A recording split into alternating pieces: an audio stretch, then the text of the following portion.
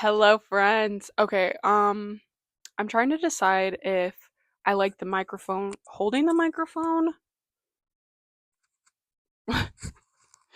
Oh, or doing this.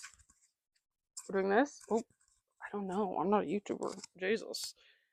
Um, Tell me what you guys like better. I'm gonna go back and check if this is good or not because I just don't know. Do we like this angle? I don't know. Tell me what you guys think. Anyway, I'll just leave it here for now, unless the light falls on me because it was doing it earlier. Anyway, Annie, focus. So, February 6th, 1756 is when our friend Aaron Burr was born.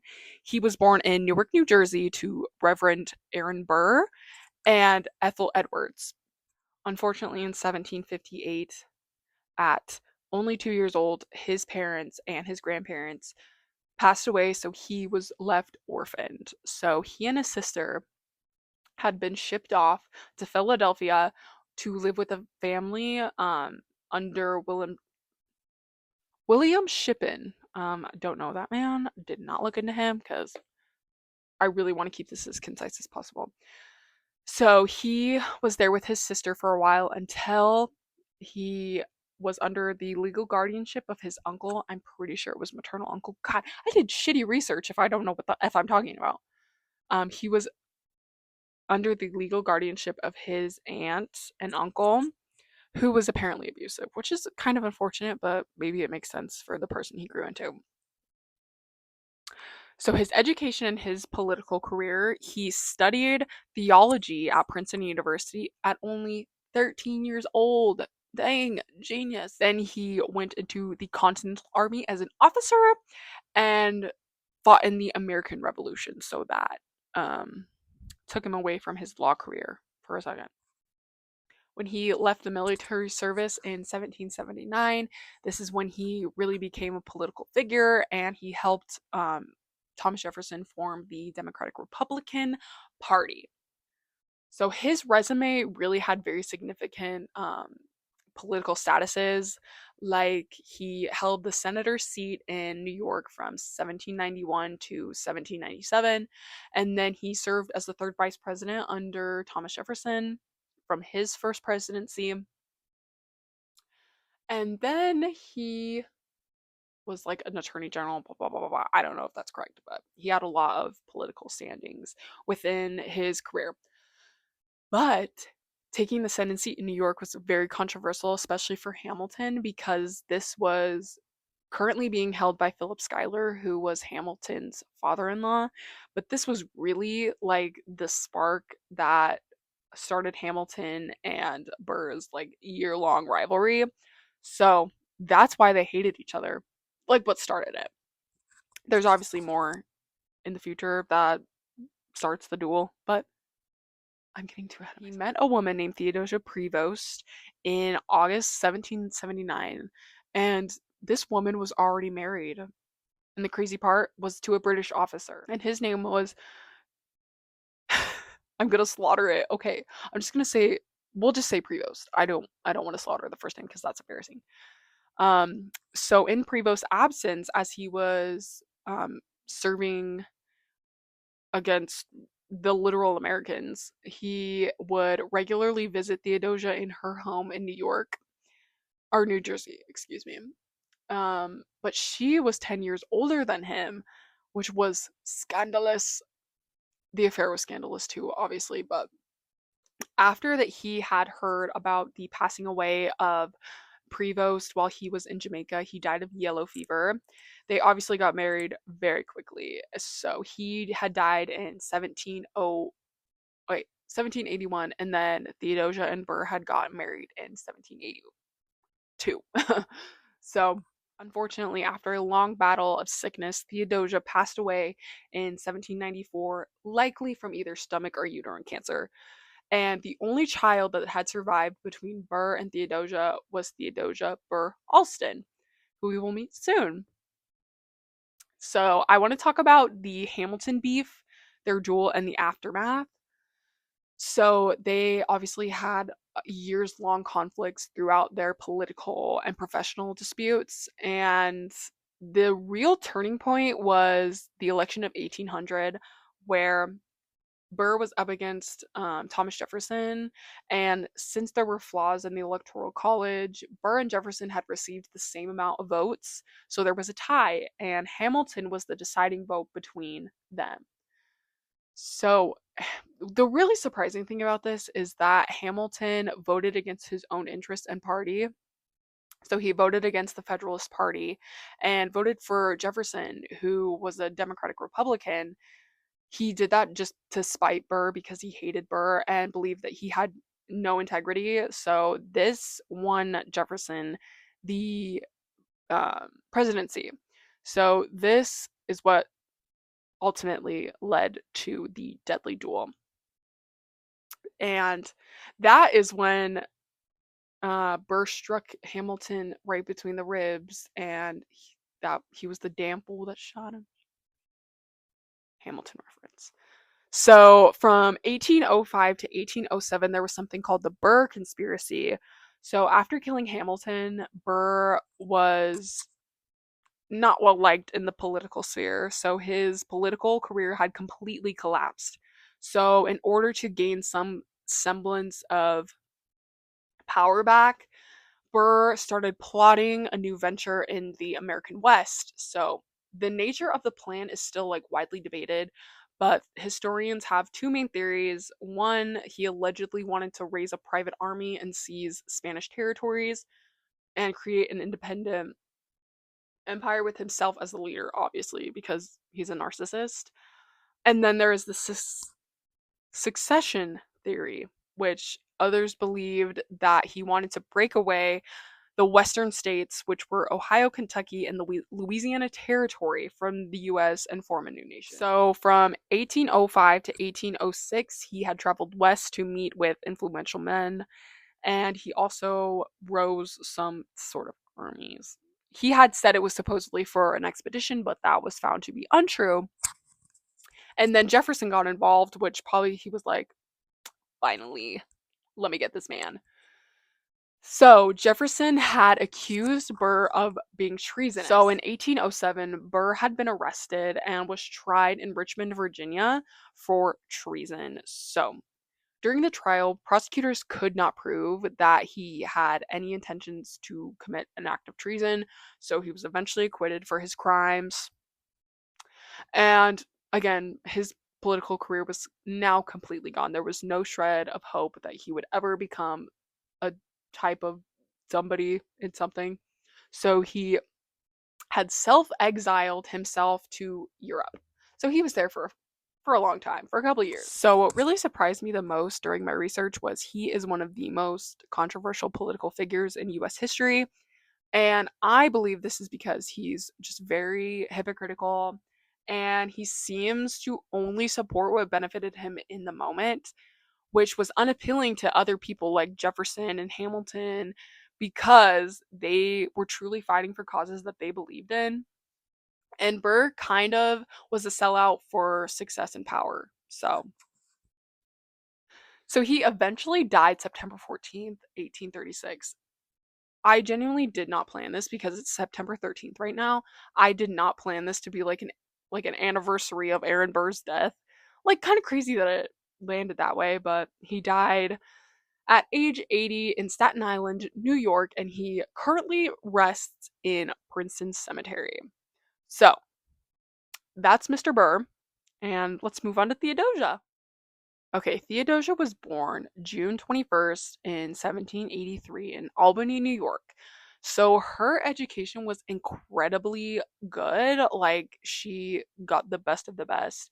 And this is because Burr had been very on top of her education. It was closely monitored by him because very feminist of him, he believed that women had all the rights to the same like amount of education that men did, which was really different. That was such a differing opinion from what was normal in the 1800s and the 1700s. So it was interesting to see the intellect that she had possessed, and people had always commented about it. And she was very widely known for her intelligence and just super interesting. So she On top of conventional classes like French, music, and dance, she was also learning math, Latin, Greek, and English composition.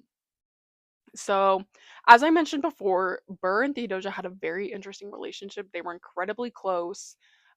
His letters to her were often described as like loving and long and emotional, which side eye, but a lot of the letters that had survived was showing him like correcting her grammar, praising her intellect, while also pushing her towards perfection.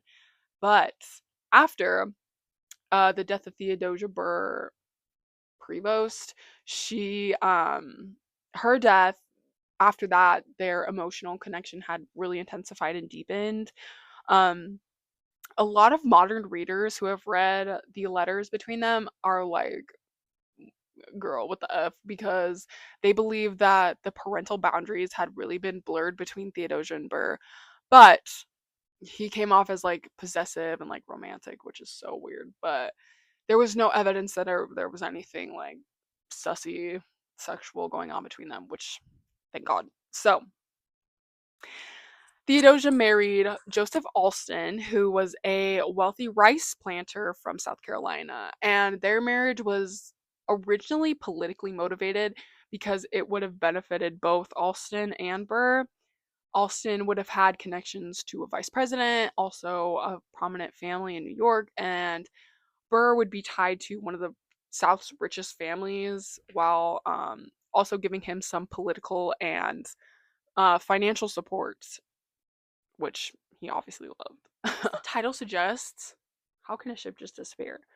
Let's talk about it. So, the timeline is after Burr had come back from his self imposed exile in England, Europe, wherever the F he was, um, he didn't return until, so he left 1807, 1804, I think.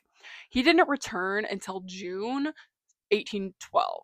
So at the time of his return, Theodosia was experiencing really severe depression because she had very ailing health. She was weak all the time, and she was grieving the death of her youngest son, which is really sad. And I think she only had the one son, which is awful. But she had she was planning a visit in the fall to go sail to her dad in New York from South Carolina, Georgetown, South Carolina specifically.